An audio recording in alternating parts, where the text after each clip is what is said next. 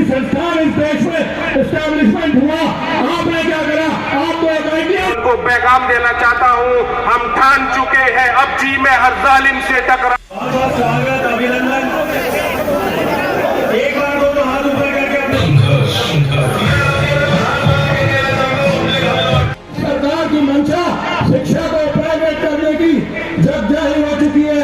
Police लूट के आगे से आए हुए नौजवान साथियों, मैं आप सभी का बहुत बहुत अभिनंदन। परिवारों से देश के विभिन्न कोनों में जाते हैं, पढ़ाई करने जाते हैं, शिक्षा लेने जाते हैं और उनके माता पिता अपनी पूरी उम्र इतनी मेहनत करते हैं कि उनका बच्चा अच्छी शिक्षा ले सके, अपने हक की लड़ाई लड़ सके, सम्मान अर्जित कर सके। मेरठ के लोगों ने जब फैसला लिया और निर्णय लिया कि बढ़ चढ़कर हम बर्दाश्त नहीं करेंगे, किसान आंदोलन में शामिल होंगे, तब जाके जो है मामला पलटा और सरकार के दबाव बनाने में मेरठ की जनता, मेरठ के किसान, मेरठ के नौजवान कारगर और प्रभावी साबित है। मैं लाख बार वंदन करता हूँ धरती का।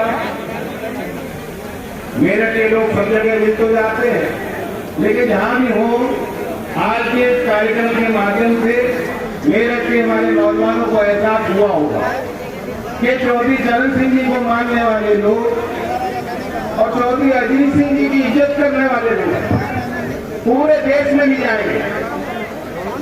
बिहार राज्य का विशेष स्थान देश में है।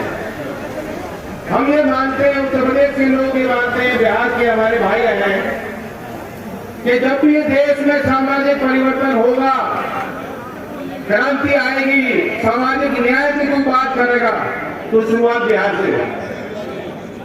उनको पैगाम देना चाहता हूँ, हम उनको कम पता। बहुत बहुत धन्यवाद। जय हिंद, जय धन्यवाद। कम उम्र की महिला विधायक है और उन्होंने अपने जीवन की यात्रा भी आपके बीच यहाँ साझा की। राजनीति में वो क्यों आई, क्या उनकी मंशा रही? वे डॉक्टर हैं, एम्स से उन्होंने अपनी पढ़ाई की और कोरोना काल में आपकी पीड़ाओं को देख प्रभावित होकर उन्होंने सामाजिक और राजनीतिक क्षेत्र में सक्रिय होने का एक महत्वपूर्ण निर्णय लिया। आज इस मन से वो सारी बातें आपके बीच में हुई। मैं आरजेडी के बिहार से चल के आए यूथ के अध्यक्ष का भी मैं धन्यवाद और अभिवादन करता हूँ। मेरठ की धरती के लोग, बहुत प्रोग्रेसिव विचार के लोग और नौजवान यहाँ के हैं। देश और दुनिया में हर कोने में आपको मिल जाएंगे। ऐसा कोई काम नहीं जो यहाँ के लोग किसान परिवार में पल रहे नौजवान ना कर रहे हों। यहाँ आपको साइंटिस्ट मिल जाएंगे, बड़े बड़े इंजीनियर, चाहे इसरो में हो, चाहे नासा जैसी संस्था में हो, विश्व प्रसिद्ध संस्थाओं में मेरठ में जन्मे नौजवान काम संभाल रहे हैं, गौरव हासिल कर रहे हैं, खेल के क्षेत्र में अपने किसानी से देश का पालन पोषण कर रहे हैं, देश की सीमाओं पर तैनात है। और मेरठ की एक और पहचान, जब भी कोई सामाजिक आंदोलन होता है, जब देश को आवश्यकता होती है, जब देश की सरकारों की अवहेलना से, गलत निर्णयों से या देश की संसद के सही तरीके से नीतिगत फैसला जब संसद में नहीं पारित होता, उसके विरोध में मेरठ के आम जनमानस की बड़ी भूमिका रहती है, बड़ी भागीदारी रहती है। देखिए, मैं बताऊं, पहले तो युवा संसद कार्यक्रम एक यूनिक प्रोग्राम हमने किया। युवाओं को राजनीतिक मंचों से मौका नहीं मिलता है, वो दरी बिछाने तक और भीड़ जुटाने तक सीमित रहते हैं। मंच पे उनको कई बार चढ़ने भी नहीं दिया जाता। तो बड़ी खुशी हुई मुझे कि लोकदल का एक प्रयास हुआ, विभिन्न दल के युवा नेता यहाँ आए हैं, बिहार से, महाराष्ट्र से चल के इंडिया घटक दल के नेता मौजूद हैं और हमने 4 प्रण लिए हैं। उसमें स्वतंत्रता, समता, समरसता और न्याय की बात, 4 प्रस्ताव हमारे आगे रखे गए हैं और सर्वसम्मति से पारित। आपने बात नहीं कि शादी नहीं, 25 साल तक नौकरी नहीं, क्या कहना है इस मामले में? देखिए, सरकार की बड़ा फेलियर रहा है।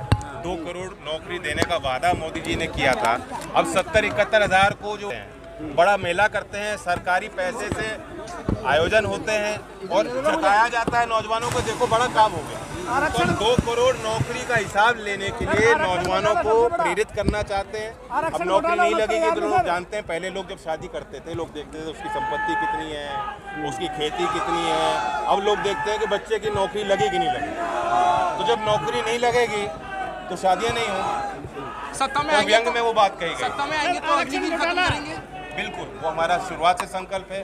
डे 1 से हमने विरोध अग्निवीर का किया। बिहार में बढ़ चढ़ कर वहाँ आंदोलन हुआ। यूपी के अलग अलग क्षेत्रों में मैं गया, युवाओं की हमने पंचायत आयोजित की और विरोध को जताया, लेकिन सरकार नहीं मानी। अब ये भी फैक्ट है कि उस समय सेना प्रमुख ने अभी किताब लिखी है और खुलासे किए हैं कि वायुसेना जो है, एयरफोर्स और नेवी दोनों विंग इसके लिए तैयार नहीं थे। तो ये जबरदस्ती जबरन एक फैसला उन पर थोपा गया है, ये फैसला वापस लिया जाए। आपने युवा संसद का रखने के पीछे मकसद क्या है और आगे इसको कितनी जगह रखा जाए? युवाओं को ये विश्वास दिलाना कि राजनीतिक मंच उनका है, राजनीति से पीछे ना हटें, अपनी दूरी ना बनाएं।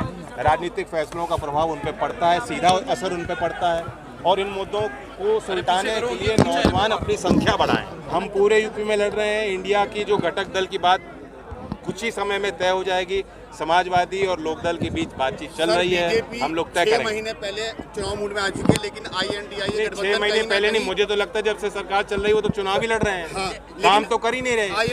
INDIA कहीं नहीं आ रहा है अभी तक। नहीं, ऐसा अभी नहीं तक है। सीटों का भी फैसला नहीं हुआ है। रणनीति बनती है, पर्दे के पीछे चीजें तय होती हैं, फिर जनता तक वो बात लेता रहता हूँ। रिपोर्ट बहुत होती है, कोई पक्ष में बोलता है, कोई विरोध में बोलता है। सच्चाई ये है कि BSP का खुद का रुख नहीं है। ये चर्चा आप ही तो चला रहे हो। आपने उनकी तरफ से कोई बयान सुना है कि मैं आना चाहती हूँ इंडिया? अलग चीज़ है, ये अलग चीज़ है। धार्मिक तौर पे सबको आज़ादी है और सबकी अलग अलग मान्यता भी है। कोई एक विचार है देश में नहीं, सब अलग अलग विचार के भी लोग देश में रहते हैं। सबका सम्मान। आप कि हिंदू वोट बैंक क्या वो बनाना चाहते हैं? क्या वो अलाउड है? क्या आपको बुलाया गया? आप देश के संविधान में क्या वो उसकी अनुमति उनको है? आपके मंदिर के जो है प्राण प्रतिष्ठा पे भी कार्ड छपे हैं और न्योता दिया जाए और लोगों से पूछा जाए क्या आप इनवाइटेड हैं कि नहीं। भाई मंदिर और धार्मिक संस्था पे वो जाता है जिसके मन में श्रद्धा है या जो जाना चाहता है। क्यों मंदिर का काउंटर हम क्यों करेंगे? जो मंदिर को मानते हैं उनका भी सम्मान RLD में, वो भी RLD में है।